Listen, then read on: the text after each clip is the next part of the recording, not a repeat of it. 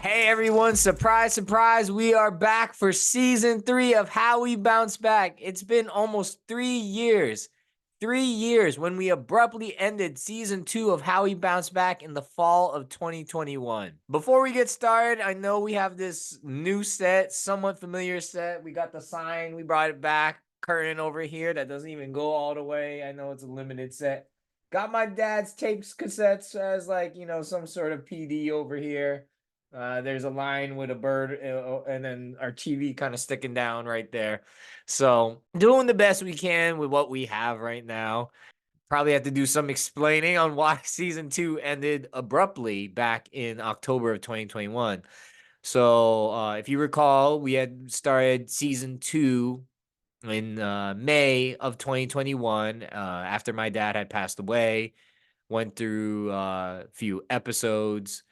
Took a break for the summer. Obviously, we had to lay my dad to rest that summer in Arlington. And this is the summer of 2021. And then Rosemary and I had gotten married at the Wayfarers Chapel and honeymoon and whatnot, and moving into that new 3 bedroom apartment in downtown LA, which would have had more room. I think you saw some of the set when I was interviewing Kyle Jack and Andrew Velasquez, but this is what we have now here in Hollywood, which is, by the way, a nice apartment too, but yeah, there's not a lot of space. But yeah, we restarted How We Bounce Back season 2 in the fall of 2021, and it just ended out of nowhere. I think it was after Andrew Velasquez's episode. Um, and I apologize for that. I'm sure a lot of you didn't even really notice. Let's be honest. But it's a commitment that I need to finish. Right? I know there were still a few guests that we had that season, which we hope they will come back later. I know they were busy during that time of the year. Shout out to Stephanie Arbetter, Chris Molina, Simo. Salute blah. Yeah, there was some few lingering guests there, and we'll come around at some point. But yeah, we had to take a break for a bit because film school was happening. I made the jump into film school. I think you all know that. Probably forgot I had even done podcasts after posting all the film stuff and projects and all the collaboration with new friends that I'd made at the New York Film Academy. Uh, all the films that we had shot after Andrew Velasquez's episode. I was already planning my first. Wasn't necessarily my first indie film, but it was my first film that they made a big deal. Right?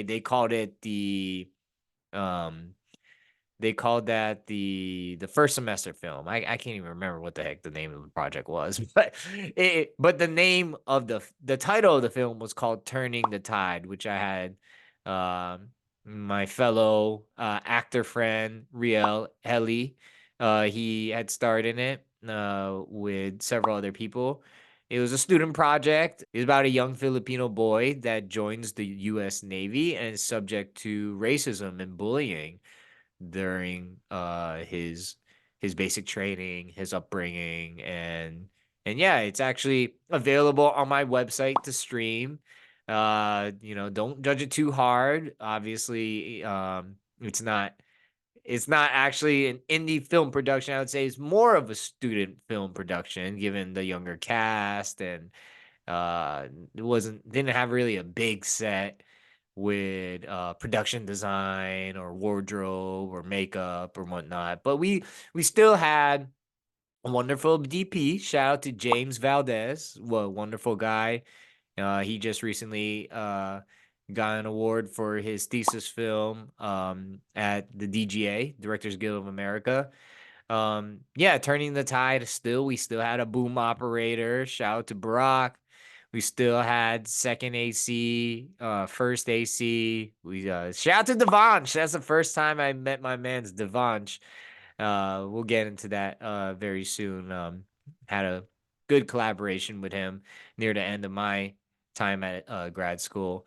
Yeah, it was one of the best experiences I've had in my life. It was very rewarding. It was very Although it was, like not the best of projects or quality, I still feel like it's the best for me because it was my first one where I actually was a director, and we had some workshops, some class collaborations to really prep us up for that moment. But this one was about a story that I had written, and it was about my dad, and it was about a lot of things honoring my dad during that time. There were so many signs during that time, even when I went to go get the rental truck to carry some of the equipment, some of the production design, like the set decor. The I had a podium for, like, we had a courtroom scene, and the truck that I rented, I can't remember if it was at, I think it was at Enterprise. I could be wrong, but the truck that I rented was a red truck. And I didn't pick the truck. Like, I just picked a truck, but I didn't pick the truck. But it was a red truck, the same red truck that my dad drove when I was a kid. This said that, not the exact same truck, but the same color red truck that he drove. I mean, if that was a sign in the same year that he passed away, come on, that is a clear sign of good fortunes to come, or signs that he was sending me. Of course, I tell you guys all the time. I hear his voice every day. Heard his voice all throughout that set. So yeah, U.S. Navy nod, Filipino protagonist. Yeah, that was definitely in dedication to my father. I had in the title card that it's a in dedication to him, in memory and dedication to him. So that really detracted how he bounced back, and almost indefinitely at that time, because grad school piles up. It's I was actually still working during grad school. I was still working 10 hours a week, part time at my digital advertising agency job. Yeah, so doing that and grad school, learning, you're exercising the mind way more than you are at work. So yeah, it was a lot to take on. I just really couldn't sustain doing a How We Bounce Back podcast during that entire time. So yeah, I mean, it was amazing 2 years. It was really the ride of a lifetime. I'm so fortunate to had taken that leap going into film school. I mean, my first indie film was Too Late to Sing. I'm sure some of you have seen me share that. And um, I had casted Filipino mom and dad as the protagonist and antagonist, Marcel Lucera and Evie Abad. And yeah, and I got to premiere it at the Chinese Theater here in Hollywood. And what an honor! I mean, if that isn't bucket list, like that hit it right there. So really, just having my first film premiere there at the Indie Night Film Festival couldn't be any more grateful to DJ Q Nice and Dave Brown for giving us that platform to do that.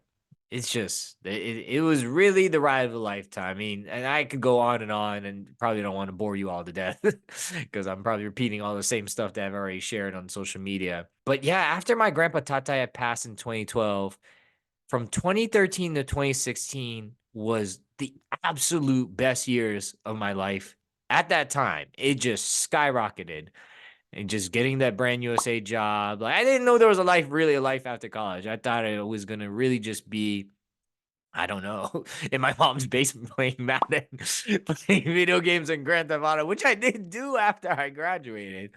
But yeah, got the job at Brand USA, got to hang out with some of my friends in DC, and then Charles bestowed me with the spot in the DuPont house with Gilon and Taylor, and life really just took off to a whole nother stratosphere. And yeah, I think my grandpa was really watching over me during that time, which is why my only tattoo is of him on my chest. So yeah, I think he was really looking out. And now, fast forward to today, it's 2024. My dad passed away in 2021, and for me, the history is sort of repeating itself to even higher degree right now. Obviously, I had mentioned time and time again, I hear my dad's voice every day, where I didn't so much with my grandpa, but I hear my dad's voice every day. And it's certainly like these years have been absolutely the best years of my life so far, and couldn't be any more thankful to my wife Rosemary for being my best friend, my rock, my love, and just being my therapist at home, like just being the voice of reason, keeping us healthy, keeping our cats healthy. She's done quite a transformation in the past year. And I'd like to give thanks to my mom, of course. My mom has definitely helped me in these times of struggle. Yeah, I mean, I lost like three-fourths of my salary going into grad school, and yeah, I mean, I was maybe collect. I shouldn't be saying this out loud. Yeah, EDD. By the time I got laid off from my 10 hours a week at Merkle, so yeah, there was some financial struggle, and that's why I couldn't believe I was able to shoot the teleprompter. Shout out to Marley, Lashare, Charlie, Cam, whole team, Jose. That in and of itself was the greatest career accomplishment that I have ever had. I cried 7 times just because I can't believe I actually did that. Like uh, that was a bigger story to take on, given the production elements, shooting in the new studio, shooting with 4 cameras, with all the graphics and design of a new studio set, like Good Day San Diego, homage to Anchorman and Stay Classy San Diego. Um, yeah, it's just and I didn't have the financial means to do it, and I was about to drop out of grad school. I was like, I just want my salary back. Like things are getting expensive out here in LA, and yeah, I mean, I got no shame saying my mom. Finally, I didn't tell my mom, don't give me any money after undergraduate in 2013, because I want to pay you everything back that you helped me with school. But yeah, I got no shame admitting now that she did help while she was in the Philippines. She was in the Philippines for 2 months. Like, she's retired. She helped me. She's executive producer on teleprompter. So yeah, she definitely contributed to about 25% of the film's budget. Which, by the way, shooting films is expensive. Too Late to Sing's budget was, you can look at it at IMDb, isn't no secret, but it's on IMDb. Too Late to Sing's budget for a short film was 15-minute runtime. That was about $12,000. For teleprompter, that was a $20,000 budget. Crazy. 32,000 right there. And that's not even all the wedding costs that I had to say that we'd spent. So it's pretty high spending 2 years to, yeah, say that this has been the ride of a lifetime so far. But they say we're investing in ourselves. So yeah, we're investing in ourselves. We're investing also in the success of our cast, the crew, to really get our names out there, and for everyone to have a project under their belt, a credit, footage, to really practice. And this collaboration is just practicing, refining, resharpening the tools. You learn from every mistake that you make. Yeah, so even with these last 2 years, and after I know every filmmaker or every graduate thinks after they're done with school is what next, right? And I knew my graduation was coming up, like in June. I graduated in August, but I knew my graduation was coming up, and around June of 2023, last summer, of course, I was quick to start looking for jobs, and that's when SAG, the Screen Actors Guild, SAG-AFTRA, and WGA, the strikes had started against the studios. Um, they're striking for fair pay. They're striking for residuals. They're striking against the use of AI, especially for AI to do screenwriting, AI to be background actors, and then not get residuals off of that. Yeah, so it was the strike of a lifetime. They were striking in my last semester of grad school. I graduated during the strike of a lifetime. The last time two unions striked out here was back in the 1960s. Really unprecedented that this, I think some people knew it was coming, but the timing of it around my graduation was just obviously, I mean, with the bad luck I've experienced in life, like, I wasn't surprised, but I felt it for those that were in the union and that were affected by this. Obviously, everyone's affected, even if you're not in the union. There was a lack of traction for me with film gigs. I was fortunate enough to be producer and first AD for Jackson Tropp's story, What to Expect When You're Not Expecting. Short film. He's a career actor. It's his directorial debut. That should be coming out soon. It's about a gay couple that deals with the struggles of adoption and surrogacy, and it's actually a comedy drama, leaning more on the comedy side. And it was my first job, but it was only a 3-day gig after film school. So it's just like what kind of stable job I'd have after film school. Really, there was nothing because of the strikes.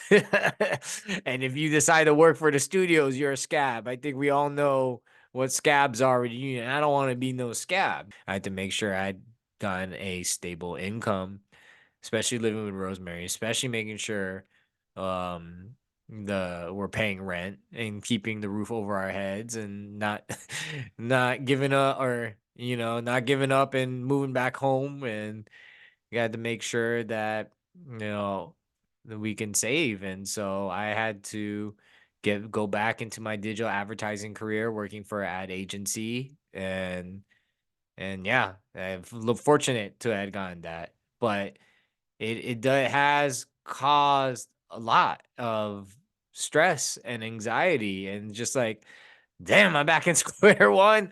Not square one, I'm back where I was before I started film school. The whole point of going to film school is to get out of it, and now I'm back in it.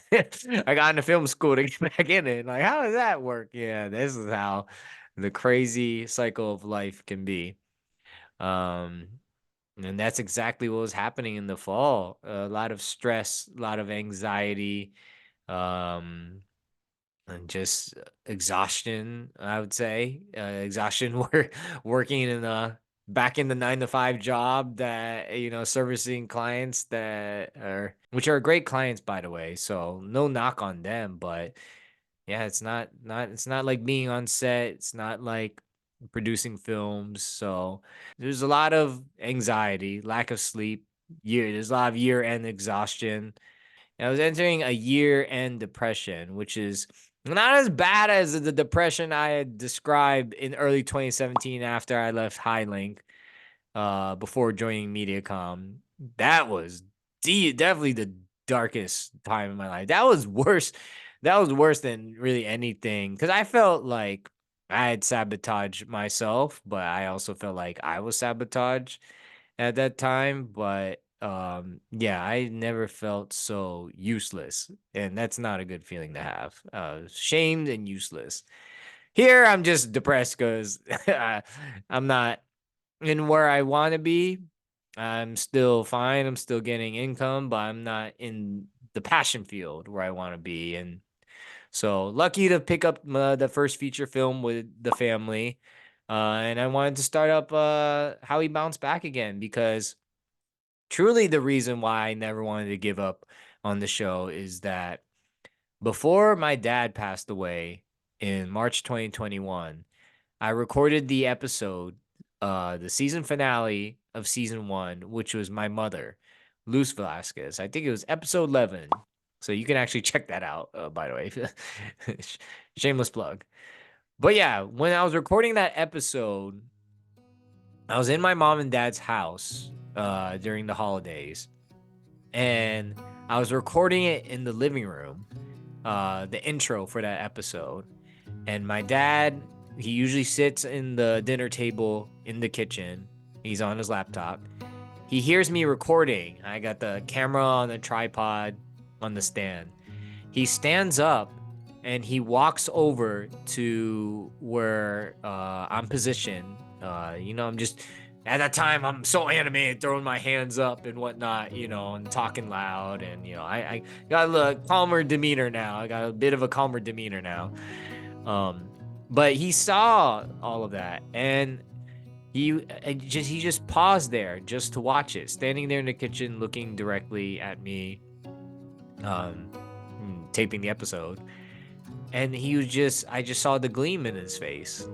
And I told Dad, like, Dad, you're making me nervous, right? Can you just for a sec? And then I remember bringing him back in, and I asked him to, get in position to, help me with setting up the recording for my mom. And my dad always wanted to. He's like, I can really be a guest on the podcast, which of course I wanted him to be a guest. You know, and so he did some rehearsals there and whatnot. So this is the last content that I've created, last project, last content created. This, how he bounced back, this right here, this is the last thing my dad had saw before he passed away. He never got to see any of my films. I mean, I'm sure he sees it from heaven. I'm sure he sees it spiritually. I'm sure he sees it with his soul living inside of me, but physically, with his own eyes, he is this. How he bounced back is the last thing he's seen, and he's not seen any of my films. So I will continue to do How He Bounced Back until maybe I die. So that's just how it is. I don't know. It's crazy how I just laughed after I said that, but but I will continue to do How He Bounced Back for as long as I can, and it don't matter the view count. It don't matter how many people are listening. I think what's good about this platform is that there's a new guest every week, so at least someone's going to be listening to one of those guest stories. And I think it's a good way for ordinary people like us to share stories about overcoming adversity and times when our backed up was against the wall, and just our process to really climbing out of a deep situation. And yeah, I like how could that sort of theme ever really be outdated? I know people feel like this can be too personal to share, but and I just remember when I went to a film festival, San Diego Film Festival, I met with another filmmaker, and I will not say his name, but I remember I had brought up, like, I think it's meaningful that when filmmakers are up there on stage, that they do openly talk about like some of the struggles and challenges that they had on set and what they could do better. And the guy kind of just jeered and sneered and like, he's like, that's why we don't talk about those things. And I was just like, what? It's like, yeah, as filmmakers or creators, we don't talk about what our weak points were. We don't talk about what our weak points were with the project and whatnot, or in ourselves. And I'm like, this is exactly the problem this industry and society has. Not willing to talk about our struggles openly. And then you hold it all in, and then you're going to get the exact same anxiety and depression I was just talking about earlier. And I don't want to talk about that so lightly, but you know, I think it's a much stronger trait to really talk things openly um about it than just hold it all in. So yeah, I definitely want to ensure that this show can go as long as it possibly can, and that the guests that are on the show have the platform and opportunity to speak their story of turning failure into the greatest thing that's ever happened to them, because it was the best learning lesson, and it brought them and elevated them to an even greater heights. And that's exactly what the theme is here for season 3. I myself, I'm learning from people on this show. I am not a perfectionist or a therapist or a wellness coach by any means. So, disclaimer on that, I probably should put that at the beginning of the episode. So, yeah, How He Bounced Back has returned, and I am honored and grateful to introduce you the guest list for season 3. Tyrone Champ Smith, podcaster and comedian. Evie Abad, actress and director. Marita Del Lara, actress. Maddie Sword, hair and makeup artist. Randy Torres, actor. Well, there you have it, everyone. That is the guest list for season 3. We have a surprise for you midway through the season. Stay tuned. I don't want to spoil anything just yet. I always be spoiling things too early. So, yeah, stay tuned. Excited for everything that's to come here in 2024. How we bounce back. Season 3. We are here. We've returned. New episodes comes out on Wednesday. I can't guarantee every Wednesday. Things may come up like an RKO out of nowhere. But yeah, thank you so much for listening all the way through this episode. Please tune in each time we post a new episode of How We Bounce Back. If you got a YouTube channel, please subscribe to the How We Bounce Back YouTube channel. Help me get them numbers up. I wasn't really about the numbers, but maybe we should start getting concerned about these numbers. So yeah, please subscribe and like everything on the How We Bounce Back YouTube channel. Please also do the same with the How We Bounce Back Instagram page. If you're on Facebook, please do the same. Please click follow and like and do all that jazz. I appreciate you being a supporter of this show. Like I said, this show really is never going to go away. We're going to keep on going till the wheels fall off. Please stay safe, stay healthy. 2024 is your year, Kobe year. Start it off strong, continue it strong, finish it strong. But when times get tough, keep having faith, dig down, have that grit, have that strong will, carry that strong will. You got that strong will inside of you. Just keep going all the way and you'll make everything that you want happen to happen. Good night. See you all soon.